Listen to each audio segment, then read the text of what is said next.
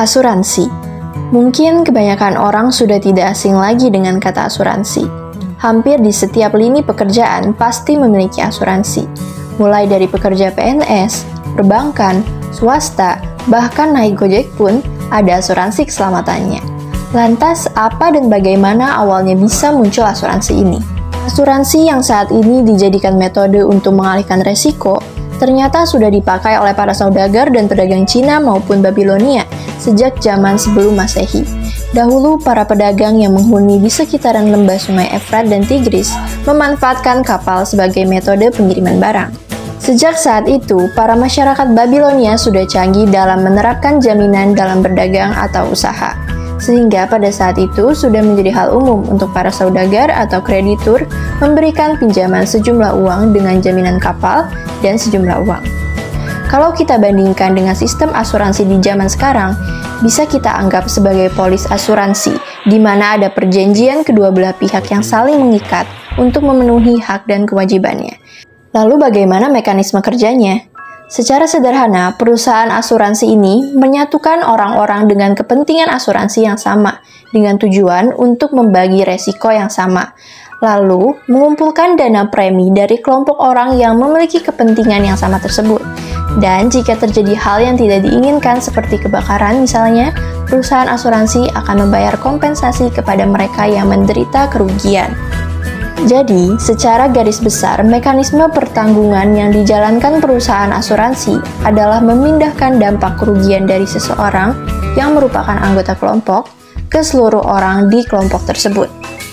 Asuransi pun banyak jenisnya. Di Indonesia sendiri, kurang lebih terdapat 5 jenis asuransi, yaitu ada asuransi jiwa, kesehatan, pendidikan, dana hari tua, dan umum. Setiap jenisnya memiliki tujuan yang berbeda, sesuai dengan namanya. Di Indonesia sendiri, saat ini tidak hanya asuransi konvensional saja yang berkembang, tapi baru-baru ini muncul sebuah gagasan baru, yaitu asuransi berbasis syariah atau biasa dikenal dengan takaful. Lalu, mengapa harus dibedakan? Memangnya apa yang salah dengan asuransi konvensional? Jika kita tinjau dari sudut pandang fikih, asuransi konvensional melakukan beberapa praktik yang dilarang dalam Islam, seperti riba, gharar, dan juga maisir. Selain itu, terdapat beberapa perbedaan antara asuransi syariah dengan asuransi konvensional. Dalam asuransi konvensional, dana yang diberikan disebut dengan premi, sementara dalam asuransi syariah, dana yang dikumpulkan disebut sebagai kontribusi. Selain itu, dalam asuransi konvensional, dana yang dikumpulkan menjadi milik perusahaan. Sementara dalam asuransi syariah, dana yang dikumpulkan masuk ke dalam rekening dana tabaru dan bukan merupakan milik perusahaan asuransi, melainkan milik para anggota. Tetapi rekening tersebut dikelola oleh perusahaan asuransi. Selanjutnya, dalam asuransi konvensional, jika salah satu anggota terkena resiko, maka uang yang dikeluarkan merupakan uang dari rekening perusahaan asuransi.